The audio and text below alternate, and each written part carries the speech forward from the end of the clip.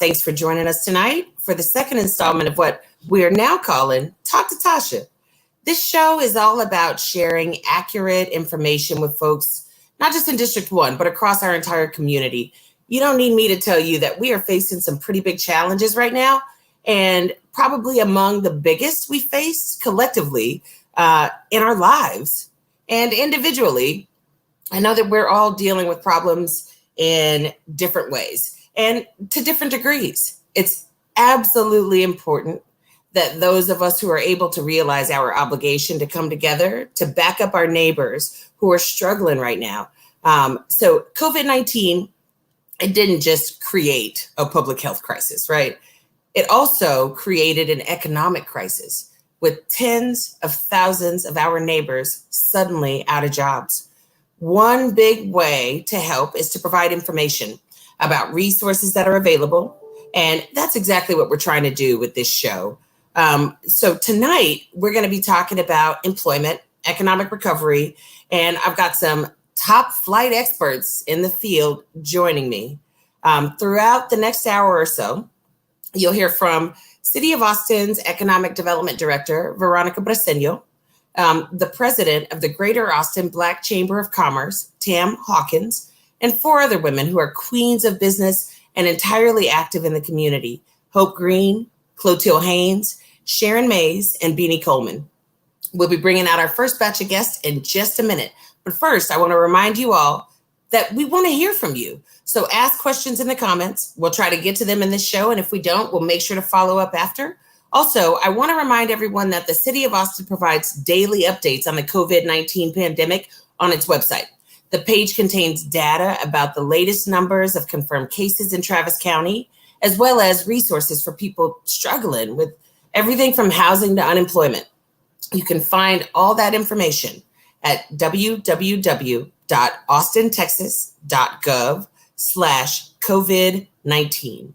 Now, for my first batch of guests. Veronica Briseño serves as the director of the City of Austin's Economic Development Department. She also serves a dual role as the city's chief economic recovery officer. Veronica has been with the city since 1999 and has served in a variety of roles, including as director of the Small and Minority Business Resources Department. I think I hear somebody in the background.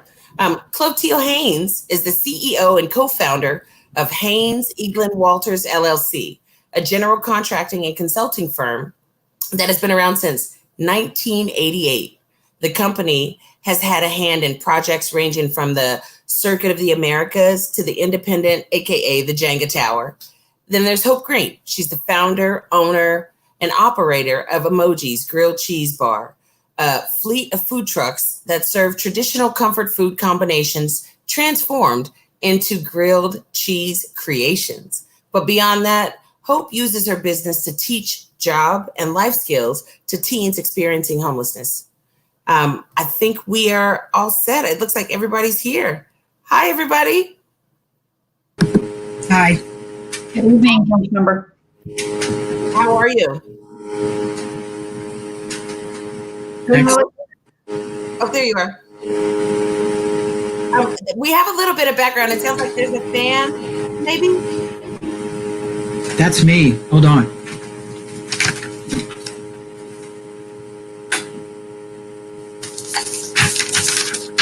While Ms. Clotilde handles that, Veronica, do you mind if we just jump right in and ask you a couple questions? Absolutely. Can you tell us about some of the initiatives and strategies that the Economic Development Department has implemented to respond to small businesses, and how are we helping people keep afloat? Certainly. So we in economic development have been working very closely in the community to assess the needs of our business community, our creative community. We've been working with our partnering departments to look at the needs of individuals as they're regaining economic stability. And we really see this as a long-term process. This is unique in that with this pandemic, as you know, We haven't seen the end of it. We don't know when the end of it's going to be, and we don't know what recovery will look like. So we're developing plans with that in mind. We're looking at immediate resources, such as a bridge loan program that we have that we're administering, to more of a mid-level, kind of catching our breath sort of recovery, and then long-term, and what does that look like for us and for our community?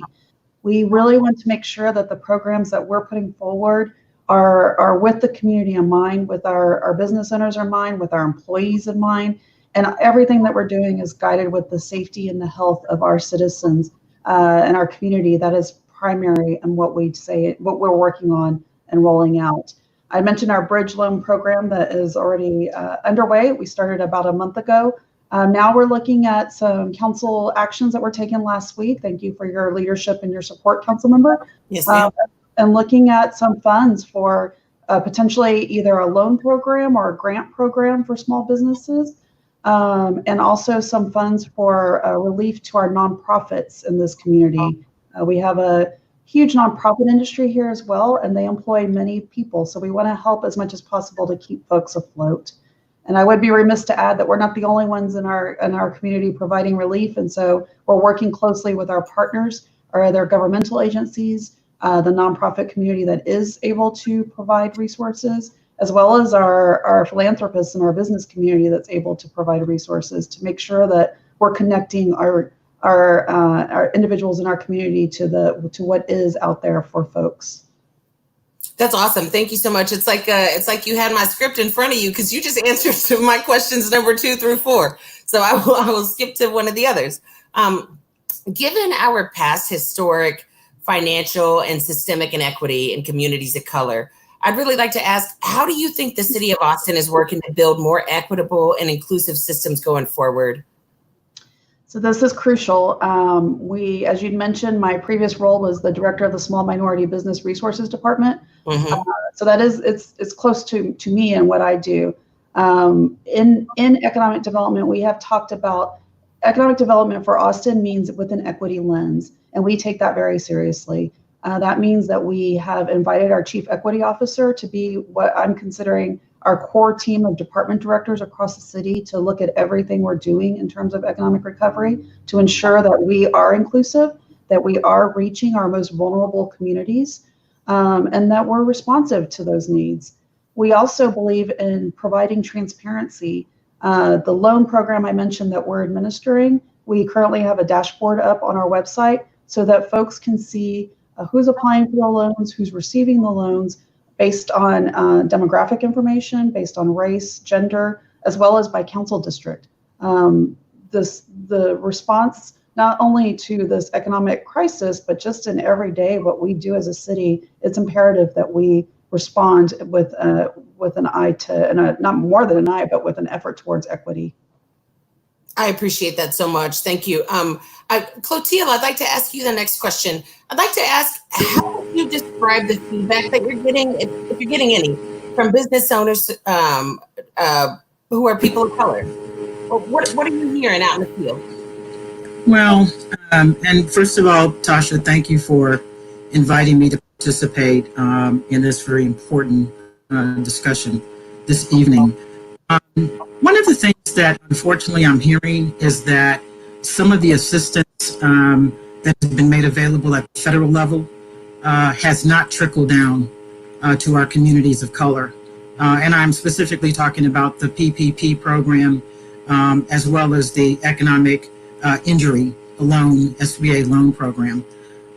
It is incredibly disappointing that the largest percentages of those funds have gone to own firms, and that our communities of color simply have not been able to access those funds that in any way close to commensurate with the need.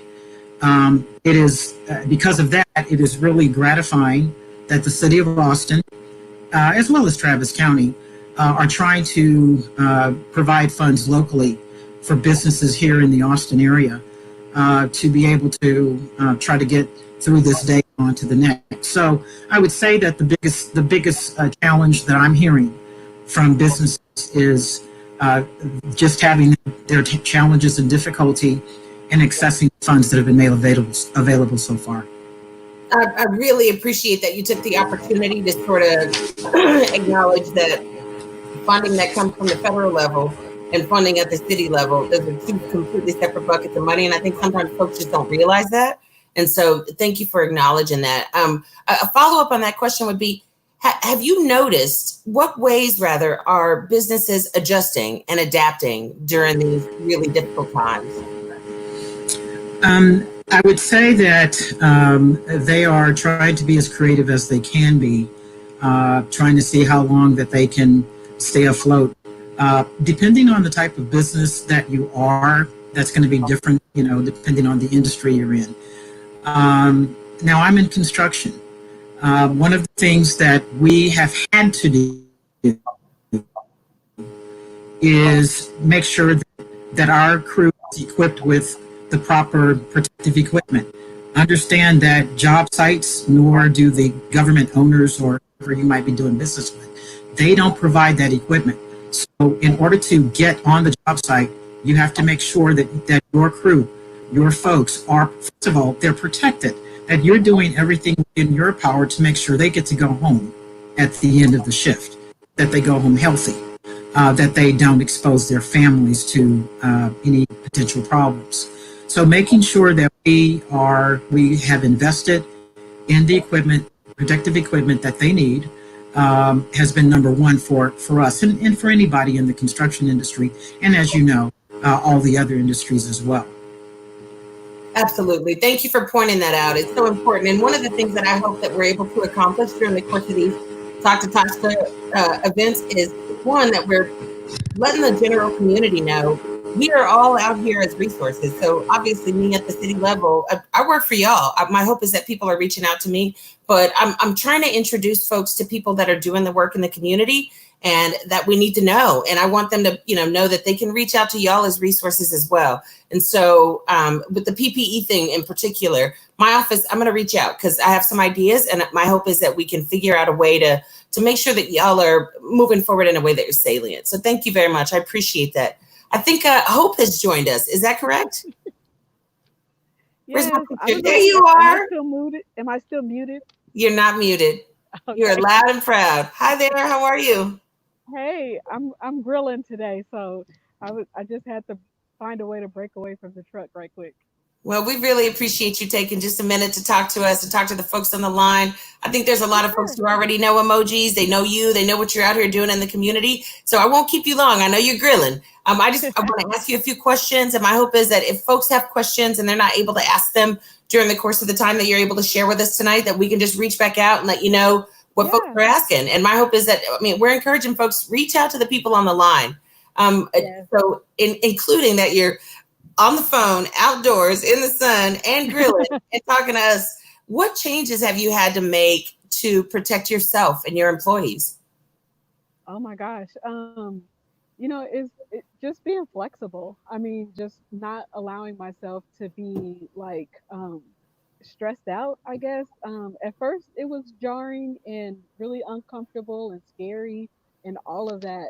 But I just let myself have a moment. I felt all that. I felt everybody else's fears. And then I had to just buckle down and get back to work and say, okay, what do the people around me need? And can I still be that for them? And so we're still, we used to do, one of our things is, doing the classes with homeless teens. We're not able to do that right now, but we are filling the void of providing hand sanitizer to the homeless in the community, since that's something that we've already been connected with. We just found a new avenue to stay productive, to stay involved, and stay connected with the people that we've been working with all this time. It's just a little bit different. Right. And I can appreciate that. And I love watching folks around me adapt and really just, make lemonade out of these lemons. And so one more question I'd like to ask. I think you already answered the one I was going to ask about adjustments, but should small businesses who are suffering any interruption, should they, and maybe the more important question is, how should they be communicating with their suppliers and their investors? Ooh, that's a good question. And I am literally still trying to figure that out for myself. I have mentors, I have business coaches that I've been working with, long before all of this took place. So I'm really drawing on those relationships right now to ask questions. Just reaching out to people. I think communication is always key in every situation, whether it's business, personal, family, whatever. Just letting people know, hey, here's where I'm having a problem. This is what I need. And the more people that know about your need, then the more avenues you have open to you to hopefully get that met, because maybe that person doesn't have the answer, but they might know somebody that knows somebody that has the answer. So just being open to sharing, what your needs are, and where you're having trouble, where you're stuck at. Even just talking through sometimes with different people that may be in the same arena that you're in or in the same industry that you're in, just Mm-hmm. talking to them, and even through dialogue, you might come up with your own answer, but just by having an exchange with somebody else that knows what you're going through or knows the situation that you might be in. So, just getting it out of your own head and just maybe getting it out on paper, having, a background or Having a hard time hearing you. uh-oh, sorry. It Oh, might there be you are. the wind just picked up all of a sudden. You're back. Maybe I'll, okay, you can hear me okay now?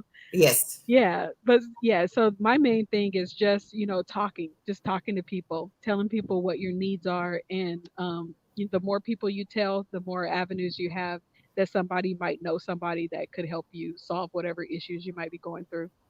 I really appreciate you saying that, because that's a part of the goal here, is that I think oftentimes we operate in these silos, often unintentionally. Yes. We're busy. And Yep. so you get busy, then you get stuck, and then you forget to talk to people about what you're going Right. through. And we don't And get the opportunity to really glean from one another. Like, yep. how are you fixing the thing that you're going through? So this is Exactly. kind of a general question for all of y'all.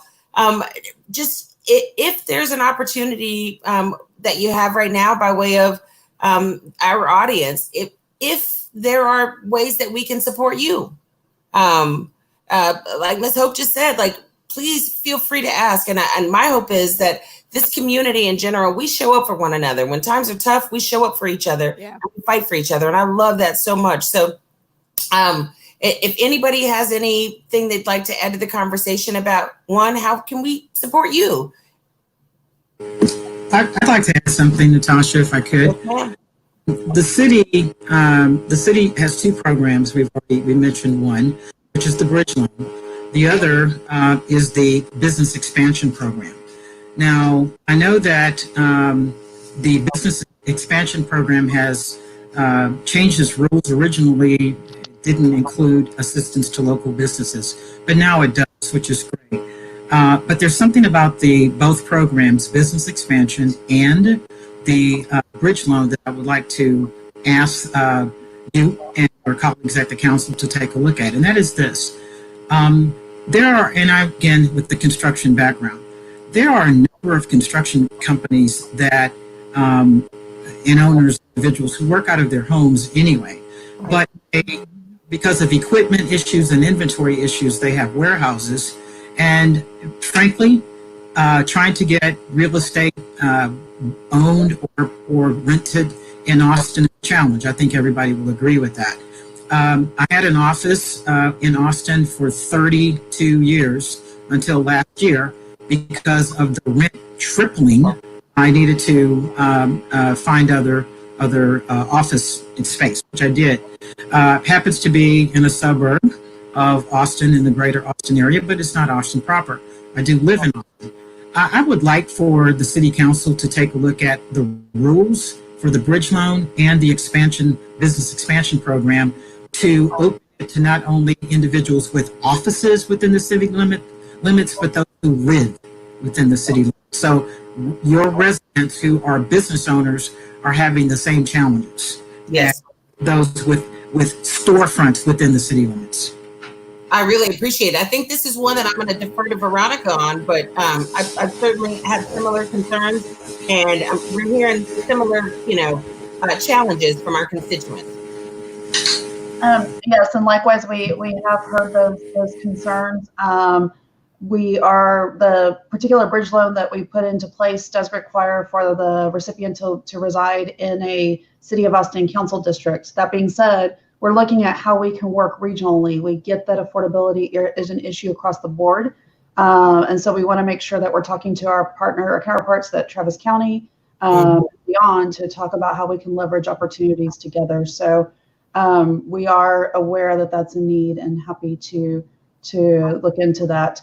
If I could, since I have the mic, I would like to add on. Hope made some really good points and was having discussions about taking that time to take that check. And since I have the opportunity, I think it's so important that our small business owners and our employees in these businesses that are opening up and going back to work, it's an important issue for us to have on our minds as we're in this new norm and we're pivoting into this new world.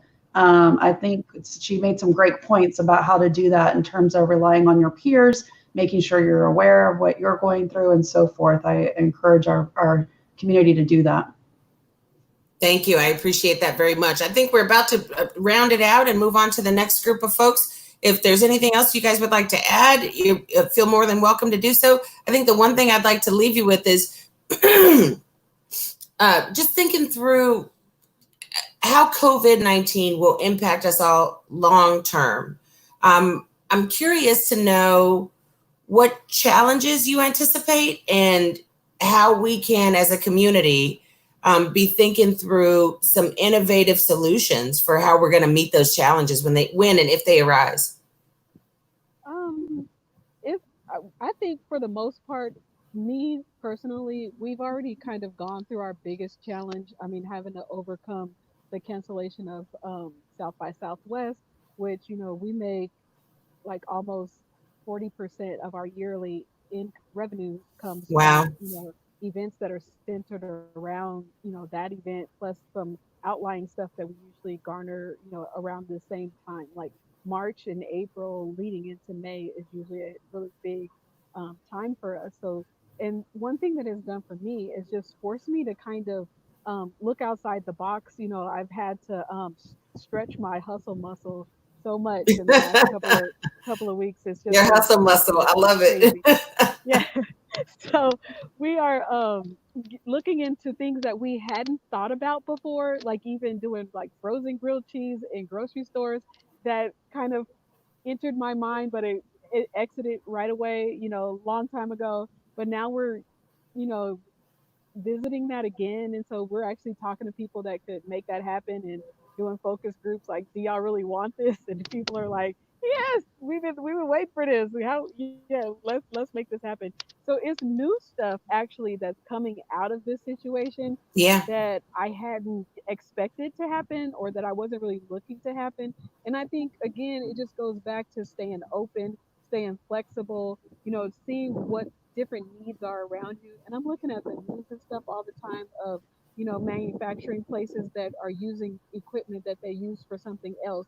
Now they're using it for a whole different purpose. It's that same equipment. They're just making different stuff with it. And so I think that's really what is going to really come out of this next is, are you flexible and willing to do different stuff that, it might be in the same vein of what you've been doing, just a little bit different.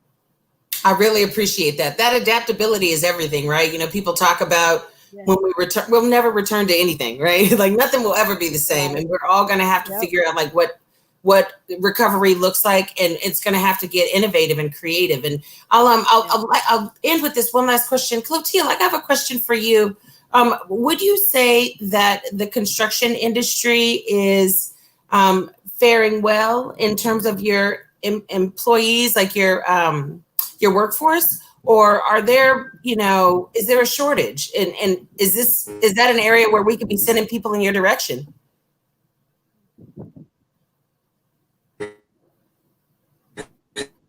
I'm so sorry.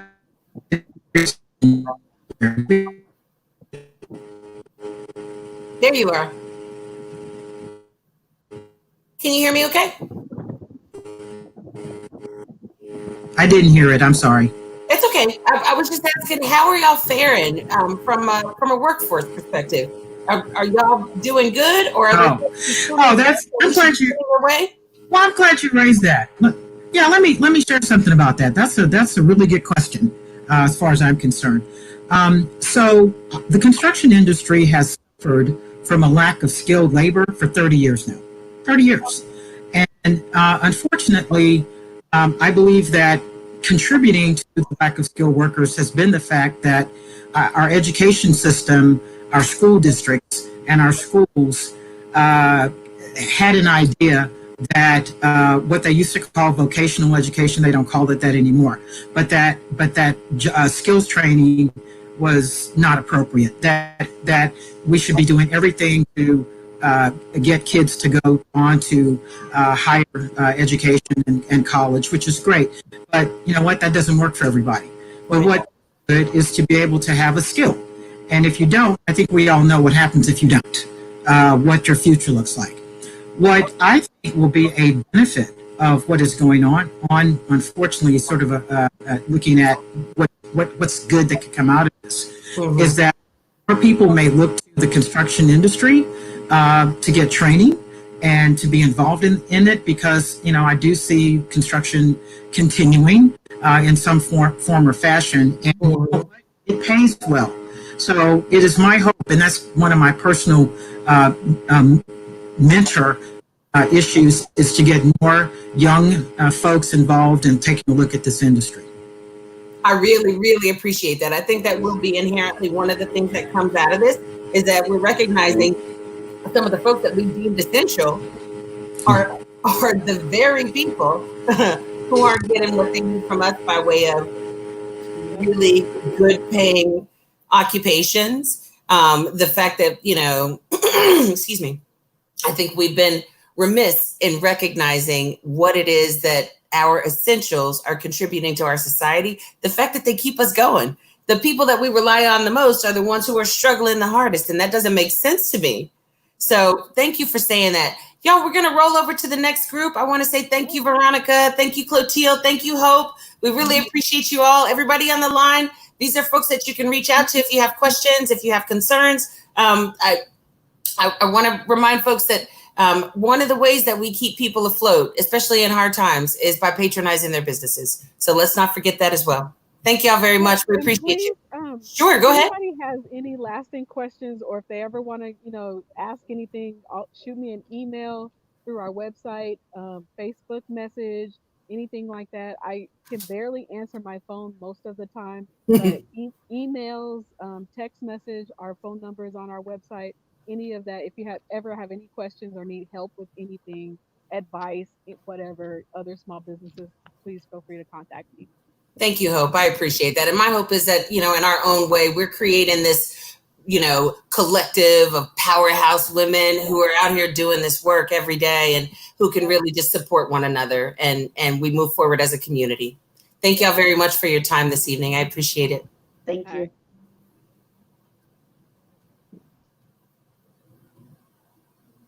All right. Okay, so we're going to roll right into our next group of folks. So proud to bring up, like I said, with the last group, we got these folks that are doing the work in the community, and we really appreciate what y'all are producing, and just hope that we can extract some of that brilliance and then subsequently let folks know that y'all are resources in the community. We have Tam Hawkins, who's the president of and CEO of the Greater Austin Black Chamber of Commerce. She's got a background in corporate sales and marketing and management for some of the nation's most admired companies. Among other roles, she's also a board member on the East Austin Conservancy and serves on the City of Austin's Economic Prosperity Commission. Hey, Tam. We also have BiNi, who is the founder and CEO of a consulting firm called 212 Catalyst. In this role, she works with nonprofits and works with government and education agencies to really improve their critical business operations, which is so important. She also focuses on a for-profit entrepreneurial and economic development effort. And then last and certainly not least, we have Sharon Mays, the founder of Baby Greens, one of the only fast food restaurants dedicated exclusively to healthy fast food options vegetarian and vegan. And, you know, for us meat eaters out here, they throw some protein in, but it's healthy fast food, which is just so great and so important. She's been in operation for 16 years and has managed to stay active in the community at the same time. She currently also serves on the Austin Travis County Food Policy Board. Hey, y'all, thanks for joining us. Hey. Hi, everybody looking great. Making me jealous. Okay. The struggle is real. Man. You can't see from here down. That's why it looks okay. What'd you say? I said you can't see from here down, and that's why it looks okay. I'm not asking or answering any questions about that because y'all do not want to know what's happening in my shoe game right now. Or the lack thereof. Thanks for joining us. I got some questions, and I kind of want to make it so that whoever feels like this is your jam, I want you to be able to answer it. So I have questions about, like I asked Hope, how are we adjusting and adapting during these recent times? You know, Sharon, when Hope was speaking, it had me thinking about you and some of your ideas around prepackaged food options. I really hope that y'all connect after this call. Yeah, when she was talking, I made a note to myself. I was like, "Ooh, God, I need to reach out to Hope." I just got an idea while she was talking. I'm going to reach out to Ms. Hope. Yes. And that's the beauty of it. So knowing that, you know, I'm gonna tell on you a little bit. So I met Sharon Mays back when I was an entrepreneur, and she did exactly what I needed her to do as an entrepreneur. And she looked me in my eyeballs and she said, "Ma'am, do you recognize that 80% of small businesses fail in the first 5 years? Do you want to be a statistic?" I was like, ooh, attacked. She was hard, but it was necessary because sometimes you have to hear. And like some of the things that you were able to help me figure out, it had everything to do with being able to receive some of that tough criticism and recognize that I didn't have what I needed to have moving forward. And so like one of the things that you were so good about teaching me how to recognize at the time was around marketing tactics and creating cash flow and just adjusting my operations to make it make sense for my business plan. I don't know if you remember this, but you said your business plan should be your playbook and not an arbitrary document. Absolutely. Yes. Yes. Yes. So yes. you could just like give us some tactics, some strategies, some ideas, some points of consideration people should be taking, and yeah, just expand on that a little bit. Absolutely. I think in a time, especially in a time like right now, you know, in the restaurant industry, and I feel like across the board, we have all lost revenue. I mean, at Baby Greens and in restaurants everywhere. For the ones that are still open, we've taken a significant hit in revenue. And I think in a time like this, we're very quick to say, I want to replace my sales. I want to replace that revenue stream. And while of course we need to have revenue coming in, I think the question that we really need to ask ourselves is more about profitability than just cash, because you can replace your revenue, but if it's not making your business sustainable, if it's not moving you towards some level of profitability, then you're just delaying the inevitable. And so, you know, I'm a big believer in take advantage of the time that you have. Time is our greatest gift, right? So for those of us who are either maybe not operational or we've had to limit our resources, you have been given, maybe you can't see it right now, but it's the gift of time. And so one of the things that I did with Baby Greens was to sit down and first and foremost determine our lowest break-even point. So to say, if I trim some of the fat, like what are the things that we could do to cut costs, but then to really understand this is the amount of money that we have to make every day to make enough money to be around at the end of the month. And then from there, look at our menu and say, what menu items are delivering the most to this? So from a restaurant perspective, you know, you have to think about the effort and ingredients that go into a menu item. So there's some things that, you know, they have a higher profit percentage. Can we stack the deck with more of those to say, if we're changing our menu, if we're limiting our menu, then that menu needs to be stacked with items that are really hitting that bottom line of profitability. So I think for any business right now, the thing you want to think about is we're on a path, right? So where are you going? You can't just be thinking about, I need to replace the money that has gone away. You know, I think for the restaurant industry, but I think in so many industries, so many retail industries, even, you know, the construction industry, as we talked about before, this has changed. We're not, wherever we land when this is over, it's not going to be the same as it was before. So we all have to get ready to, everyone's favorite word, right? Pivot. But more importantly, take a step back and think about, what does that mean for your company? Like, what do you want to happen? And there's going to be an evolution along the way. Tomorrow, we're not going to flip the switch and say, all of my money and my customers just came back to me. Awesome, let's get this party started. We really have to think smart about our time and our resources. So even for us at Baby Greens, we've taken a severe sales hit, but you know what? Even if we're limping along, we're still here. And it just took some time to understand, what do we need to be doing every day to keep us afloat, to keep us moving towards not just replacing those sales, because our office business, our office catering, that's not coming back. So what can we do instead? How can we find a way to still deliver a value to our customers, still be relevant, still be in the marketplace, while being safe, while keeping our customers and staff safe, but still be alive and moving towards ultimately some form of profitability. Right. Excuse me. And I think that's a really great way to segue into, Tam, I've got a question for you. So given your role with the chamber, I think you have a very unique position in that you represent all types of businesses. Small sole proprietor businesses, larger organizations, folks somewhere in the middle. What are you hearing on the ground when you're, you know, helping folks sort of get through what's happening right now and then thinking through the economic recovery perspective? Like, what are you hearing and what are y'all doing at the chamber to sort of help make sure that people are going to be okay at the end of this? So first off, thank you so much for doing this. I think it's highly important that we all have these discussions as often as we can. That being said, the chamber has really been in stabilization mode in terms of helping people really understand where they are. So what Sharon said was really important, that people really assess financially what their end goal is, right? And so it's a very difficult conversation to have with members when you know that they are postponing the inevitable. And so it's encouraging to hear members speak about understanding that. So we've been acting in just making certain that people understand their resources, their rights. What does reopening their businesses look like if they have a brick and mortar?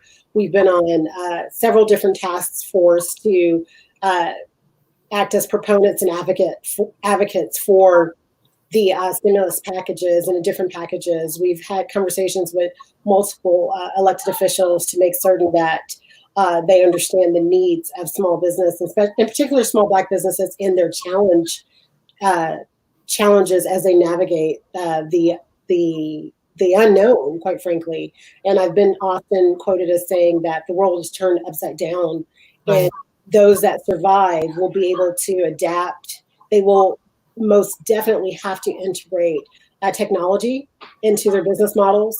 They will be the ones that will innovate. So that the bad news is that, you know, everything's pretty much gone to hell.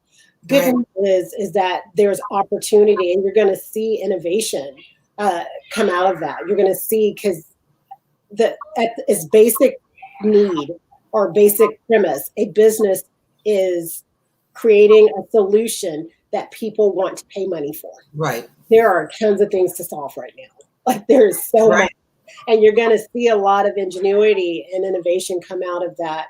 And again, the members that we're seeing have the most success are those that are able to switch their model. They didn't let their business plan be some kind of document they did to get their first round of funding and put on a shelf. They reviewed it annually. They looked at it. They said, hey, here are my metrics. Here are my numbers. This is where my profit margin is. This is what I know that I can cut out. Here are my months of reserve that I have. If they were practicing good, savvy business sense. Now, the reality is a lot of Black businesses and small business owners in particular are bootstrapped.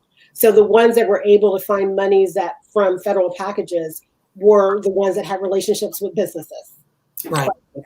And so we're going to see that that's going to become all more important in the future, that relationship. We're also going to see that you're not going to need as much space because companies have figured out that I don't need that much space. So what does that mean for commercial real estate? What does that mean for travel for business? You know, and my biggest concern, and I know you didn't ask me this, council member, my biggest concern right now, I'll shut up because BiNi needs to get in, is that we are making decisions on faulty data. And that concerns me to my core. It keeps me up at night. Wow. And so, and I just know that the human condition and spirit, and as you mentioned, Austin is a wonderful city, and we will survive this and we will rise above. But I have a lot of concern around that. Man, that spoke to me because it's what's keeping me up at night as well. And so this is a really good opportunity. Thanks for joining us, BiNi. I appreciate it. This is a really good opportunity to talk about some of what you do and some of the things that you have said to me. And it's about that human spirit component. I think whether you mean to or not, sometimes with the folks that you're serving, you come off as a really thoughtful cheerleader in the way that you're not telling people just what they want to hear. You're helping them see in them what you see in them. I also think you're able to speak to the inherently courageous nature of humans. And you're saying, this is how I can help bring out the best in you. I just wonder if when you're doing the work that you do and you're consulting people and, you know, like I think Tam just said something about delaying the inevitable, being able to just recognize when it's time to fold them. That's important too. That's courageous too. I wonder if you have anything that you can offer to the conversation around when you're talking to people right now, consulting people right now. Are you finding a challenge with sometimes the advice having to be, it's time to just shutter the doors. You're not going to recover from this. And if so, how do you have that conversation with them and how do they receive it?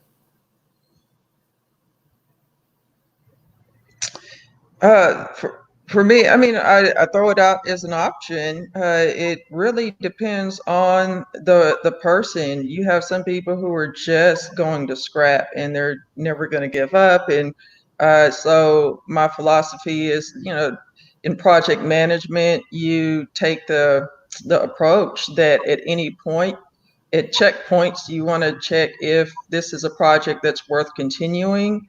If it's going to be of value, if it's going to be profitable or pay off or abandon. And so I do throw up that option from time to time. Like this is an option. Most business leaders that I've dealt with, they want to keep going, and I basically offer my support as long as you're in it.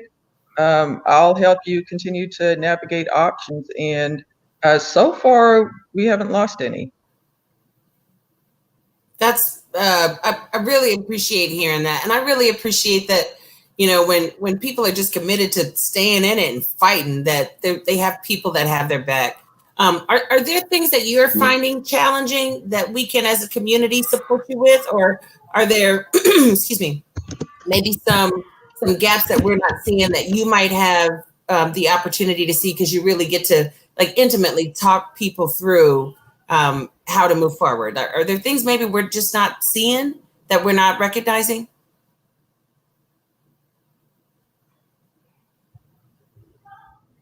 I think I lost you. Oh, I think yeah, it's breaking. The audio is breaking up. Oh, I'm sorry. Did you hear the last thing I said or no? If you're asking me a question. Can you hear me now? I can. Okay, great. I was just saying, I wonder if you can help us to identify if maybe there are some gaps that we're just not seeing. You know, sometimes we get so deeply entrenched in what it is that we do, we sometimes can't see outside of our bubble. I think you have the opportunity to intimately, you know, talk one-on-one with people and have them, you know, offer you the benefit of their candor. I wonder if there's something we might be missing. gaps in terms of services or things that the city can be doing? All of the above.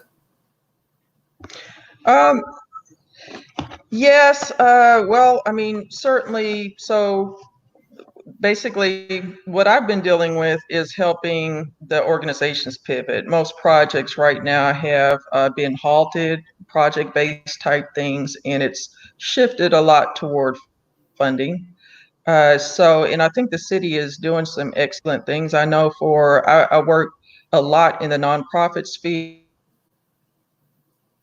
and we've seen the RISE funding come out, and it came out quick, and the applications have been easy to navigate, easy enough without throwing up too many barriers for getting those done quickly and turning those around quickly. So I really commend what I've seen out of the city and other funders.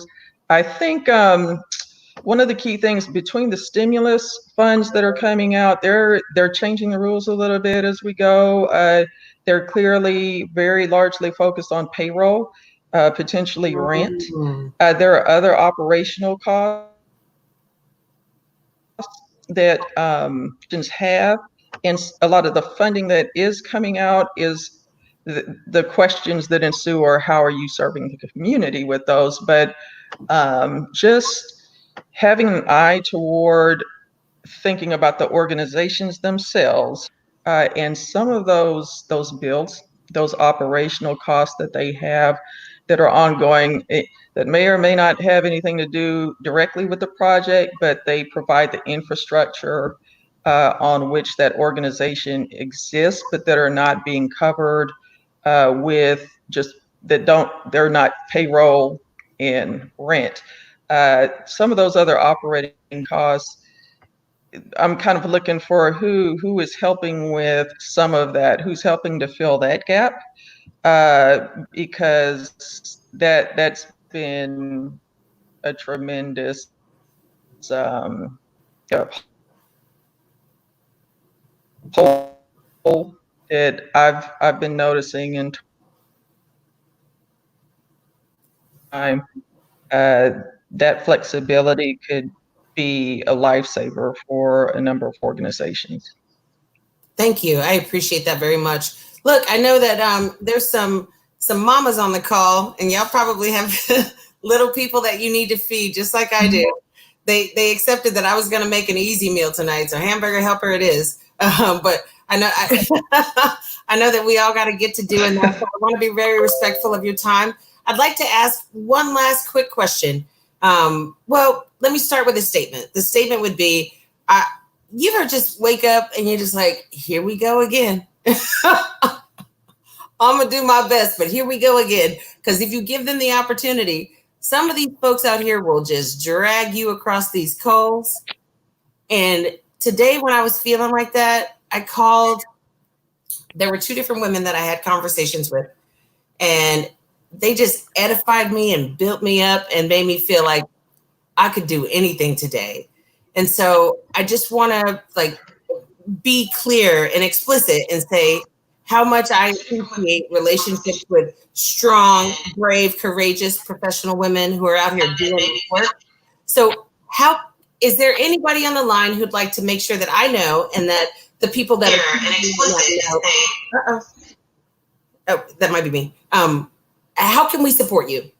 Is there any, and just if anybody's got to go sooner than anybody else, you be the one to pipe up, say, how can we support you? What can we be doing as a community to help you more? So for us, it's the same old thing that it has been since probably the inception of the chamber. It is support your small local business owners.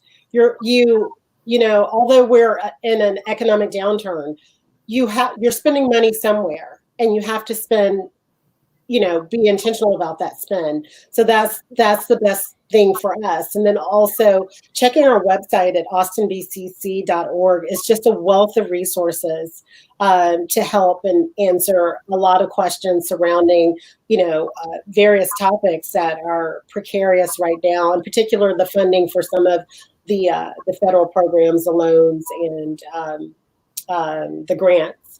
And so, and we were able to kind of have a review of the funders that were more likely to process a loan for Black business owners. And so we shared that with our membership.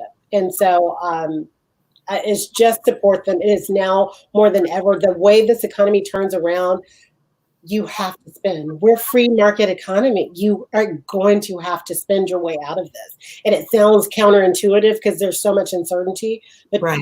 the economy is going to be slow to start back. So the way to jumpstart that is to spend. So you've got business owners like Sharon, consultants like BiNi, who is a business, right?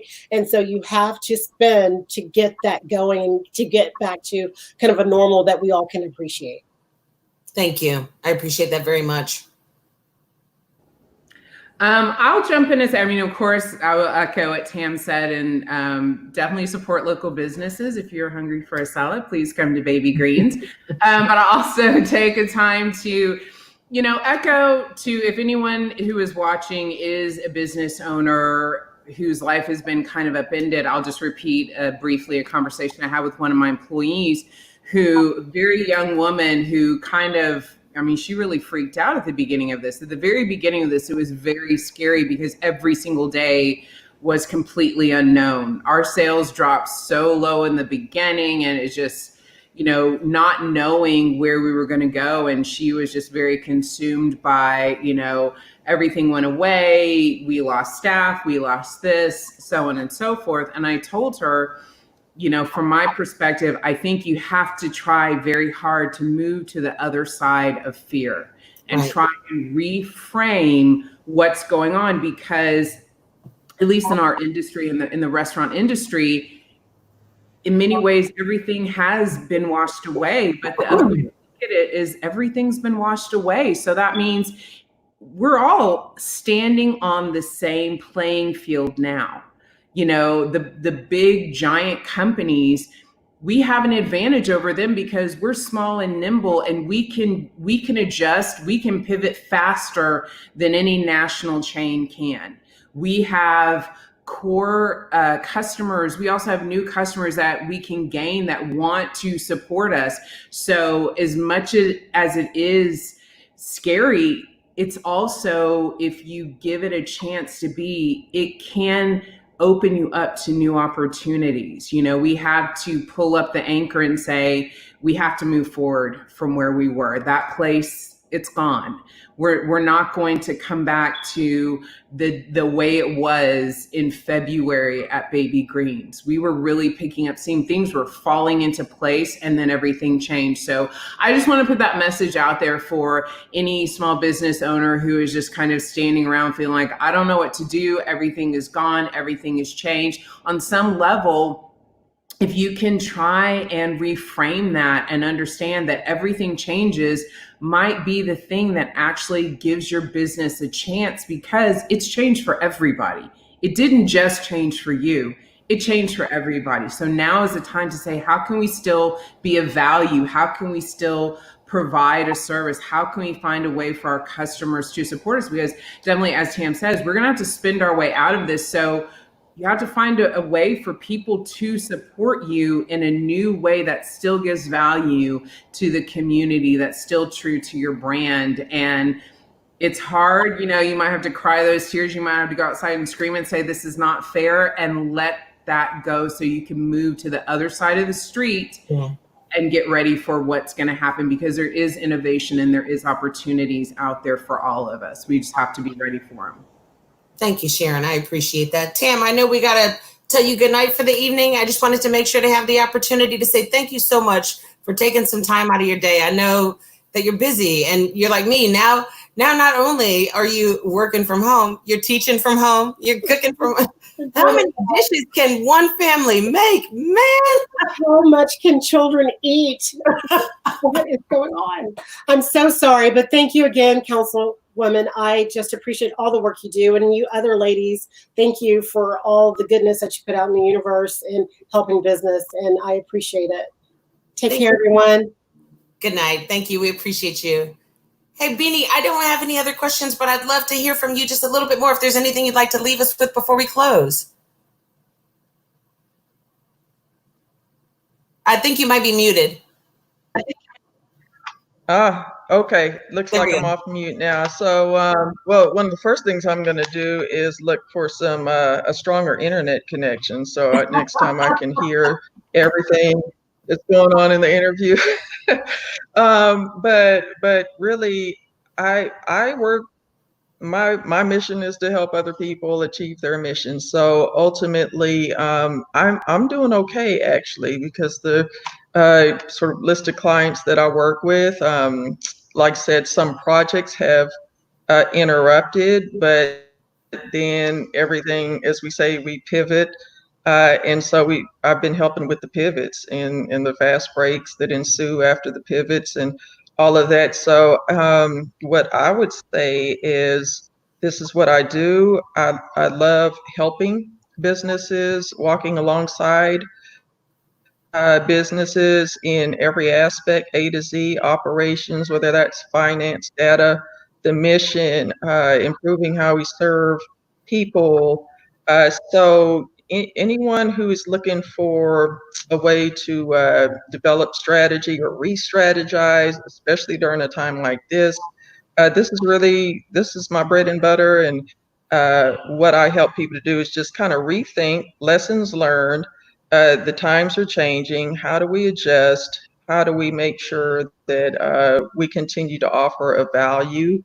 And that happens with any organization, regardless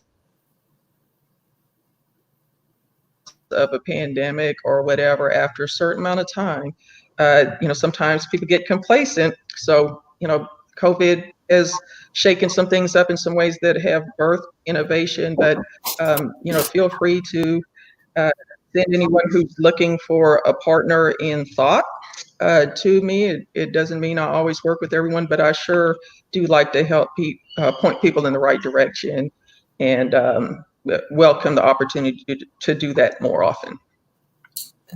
You couldn't have queued me up better. So thank you. I appreciate that. So the last things I want to make sure to leave people with, the City of Austin's website, I've never seen anything more comprehensive, and every day they're working on this thing and making it more user-friendly. The www.austintexas.gov COVID-19 page. It has recovery effort information. It has, if you're struggling with your utilities, your rent, if you're a small business owner, we had conversations already this evening about how to pivot out. Like how do you avoid bankruptcy if it looks like you got to pivot out? What does it look like to cover the cost of your commercial real estate? I know that there's some folks doing some creative stuff behind the scenes. And so that's one of the things that I want to make sure to share. But then I also want to make sure to share that, the folks on the line, when they say, reach out to me, if you need something, reach out. I know they mean it. And I really appreciate that very much. Also want to make sure that folks know that the District 1 office is always open. We're open for questions. We're open for, you can send us love if you want to. Some people send hate, and you can't tell people what to do with their time. So it is what it is.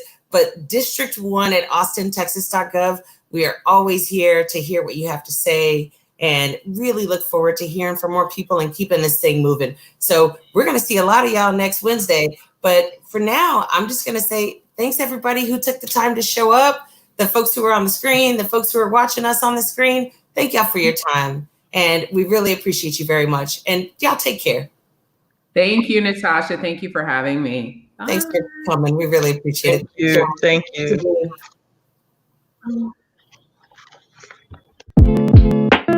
you.